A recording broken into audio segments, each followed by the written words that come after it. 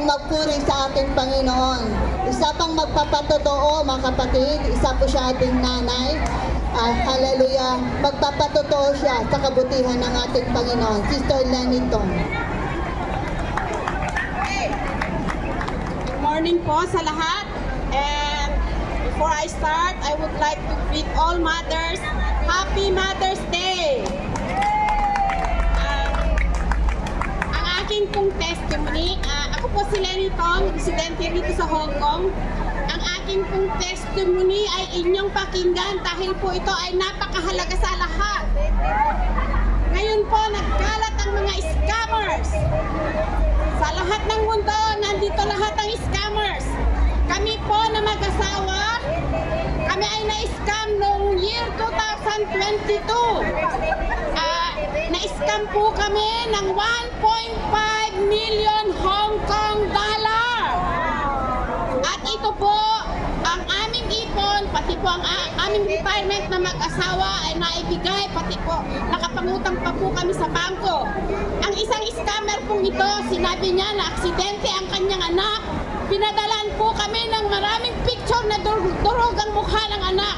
Kami po kasi ay isang giver at generous na mag-asawa. So, sa awa po namin sa kanya, nagbigay po kami ng pera. Unti-unti po niya sinabi na kulang pa.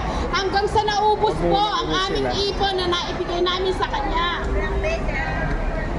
At after 6 months, dahil po sa stress ko, nawalan ako ng trabaho. At ganun din po, after 3 months, ang asawa ko nawalan din ng trabaho. Hindi ko po alam kung anong gagawin ko. And I don't know whom I'm going to ask rescue. But because my son Don is a Pentecost,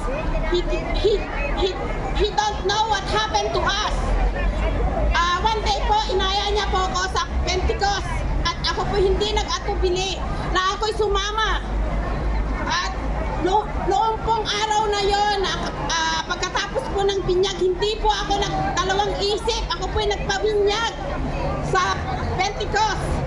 Dahil po sa aking mga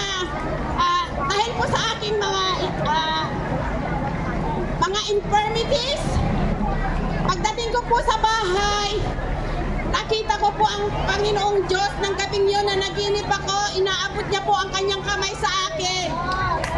At ang sabi niya po sa akin, give all your worries to me and I will answer all and I will do it for you.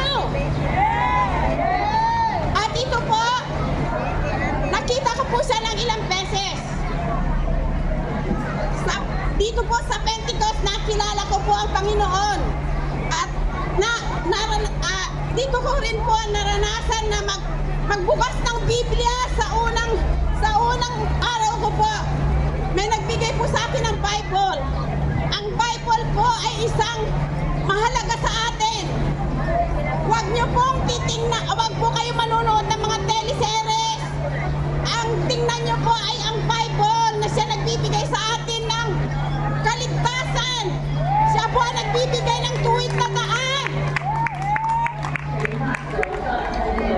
Nang ilang buwan na po, ang anak ko nanghingi po ng pera dahil siya po ay nag-aaral sa Japan.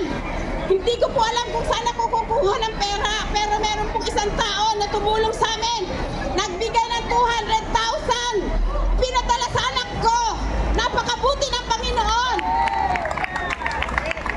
Hallelujah! And ang Ama natin, ang siyang nagbibigay talaga sa atin ng liwanag. Maniwala po kayo. Kung kayo ay may mga infirmities, lagi lang po kayong humingi sa Panginoong Diyos. And lahat po ng aking mga kasalanan, ibinigay ko po sa Panginoon. Ako po ay nagsisi.